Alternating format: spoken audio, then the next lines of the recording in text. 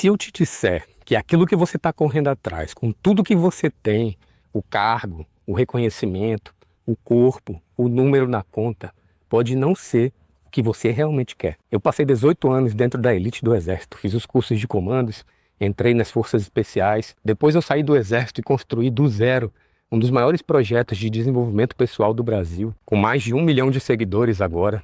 E eu tô te falando isso para mostrar que eu cheguei lá, mais de uma vez, em lugares que eu tinha certeza que quando eu chegasse, ia me sentir completo. E eu vou te contar o que eu encontrei do outro lado. Porque existe uma coisa que a maioria das pessoas que chegam no topo nunca falam abertamente. E é algo que eu precisava ter ouvido muito antes. Fica comigo até o final desse vídeo, porque tem uma história que aconteceu comigo dentro de um carro velho que mudou tudo. E ela tem tudo a ver com você. Se você é novo por aqui, o meu nome é Ernesto Reis, eu sou um veterano das Forças Especiais Brasileiras, 18 anos de serviço ativo, e eu pedi demissão no posto de major. Hoje eu lidero o movimento Pense como Forças Especiais, que está forjando a geração mais resiliente e mais influente da história. Mas antes de tudo isso, eu era uma criança que foi bulinada, excluída, que foi chamada de bebê chorão, que cresceu ouvindo de formas diferentes, que não tinha valor suficiente. E sabe o que acontece com uma criança que cresce assim desse jeito? Ela cria um plano, não um plano consciente, mas um plano. Algo que diz assim, se eu me tornar isso, aí sim as pessoas vão me ver. Aí sim eu vou me sentir digno. O meu plano foi entrar no lugar mais difícil que eu conseguia imaginar. Provar, tanto para mim quanto para o mundo, que eu era mais do que aquilo que disseram que eu era. E eu entrei. Fui o primeiro colocado nos cursos de comandos, primeiro colocado no curso de Forças Especiais. Algumas conquistas que menos de 1% dos militares brasileiros alcançam. E no dia que eu recebi o meu gorro preto, eu esperava sentir que finalmente chegou. Que chegou a hora. Então eu senti por alguns dias, mas depois aquilo passou. O vazio estava no mesmo endereço. Mas eu não entendi isso na hora. Eu pensei que era porque eu ainda não tinha chegado no lugar certo. E aí começou uma corrida que eu só fui entender alguns anos depois. Deixa eu te contar uma coisa que a psicologia estuda há algumas décadas. Todo ser humano tem o que os pesquisadores chamam de set point de felicidade. É um nível basal, é um ponto de equilíbrio emocional para o qual o seu cérebro sempre tende a voltar. Quando algo muito bom acontece, você conquista algo, recebe um elogio, bate uma meta, você sente um pico, mas o cérebro se adapta. Em algumas semanas ou até alguns dias, você volta para o mesmo nível que você tinha antes.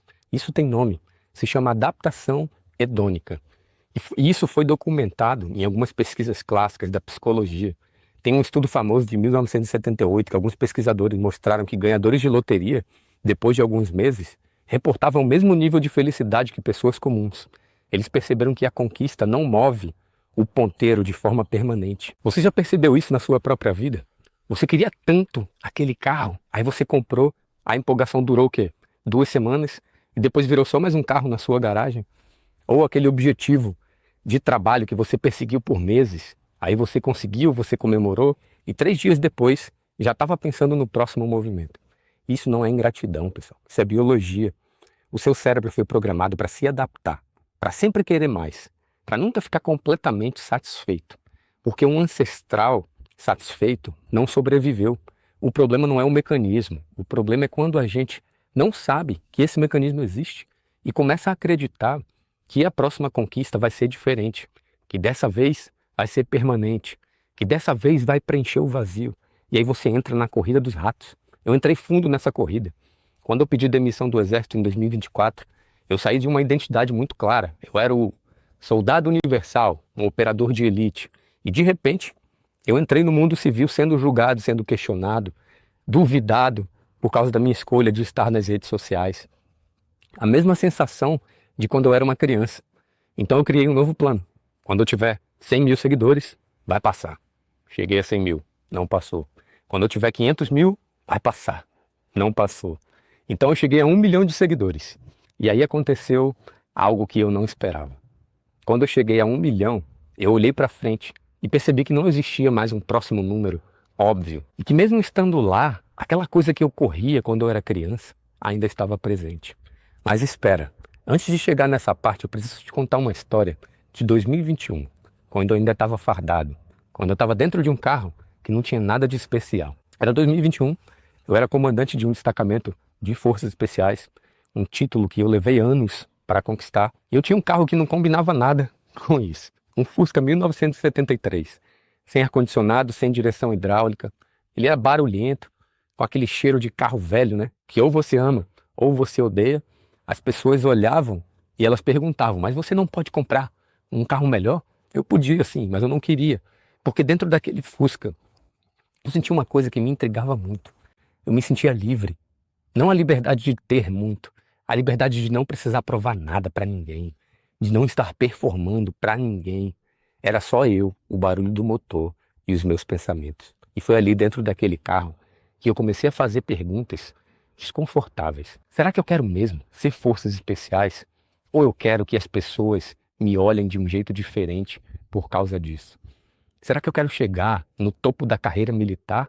Ou eu quero que a minha criança interior pare de gritar assim, me ouça? Será que eu quero me sentir respeitado? Ou eu só tenho medo de que se o respeito for embora, eu não seja suficiente?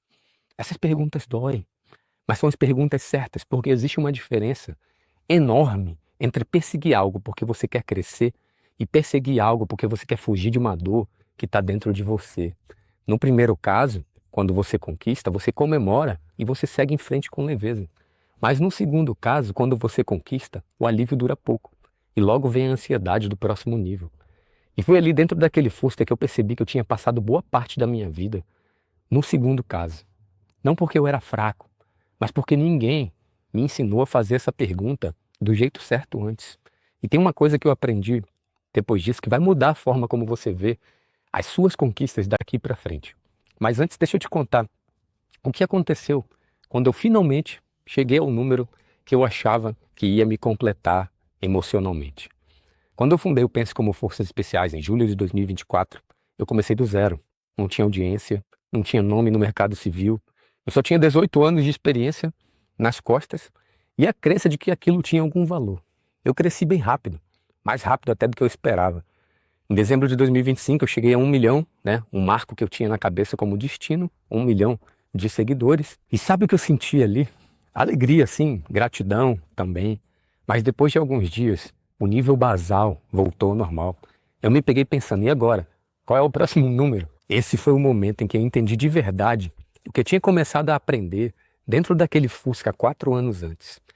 Não existe próximo nível que resolva o que está dentro de você.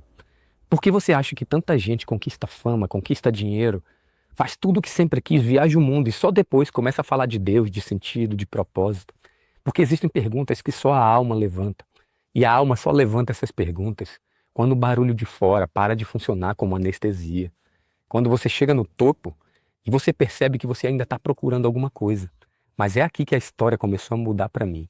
Porque quando o resultado parou de me alimentar, algo completamente diferente começou a fazer sentido. E a neurociência explica o que aconteceu ali naquele momento. Quando eu fundei o PCFE, eu não sabia exatamente o que eu estava fazendo. Eu tinha experiência, eu tinha método, tinha vontade, mas eu não sabia que aquilo ia me curar de um jeito que nenhuma conquista anterior tinha conseguido. Porque pela primeira vez na vida, eu não estava construindo algo para provar nada. Eu estava construindo algo para servir. E foi aí que eu percebi uma coisa estranha. Eu me sentia alimentado, não depois do resultado, não quando o número crescia, mas no ato de ajudar. No momento em que alguém escrevia para mim, dizendo que um vídeo tinha mudado alguma coisa na vida dela, no processo, na entrega. E isso tem uma explicação científica que me deixou impressionado quando eu descobri. A neurociência chama isso de helper's high. Quando você age em benefício de outra pessoa, sem vaidade, sem esperar retorno por aquilo, o seu cérebro libera uma combinação de dopamina, de serotonina e ocitocina. São os 3 neurotransmissores associados ao bem-estar, ao propósito, à conexão.